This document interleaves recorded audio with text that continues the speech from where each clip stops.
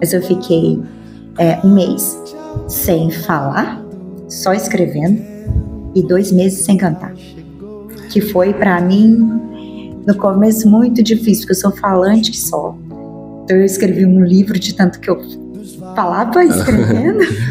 Só que foi um momento de muita intimidade, porque eu tive que aprender a adorar em espírito, aqui. Então Deus falou assim, olha, eu não preciso da sua voz. Você não precisa da sua voz para me adorar.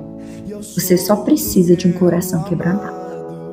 Então eu já estava mais que quebrada, e ali eu aprendi assim, fiquei esses 2 meses sem cantar, só em adoração e pensamento.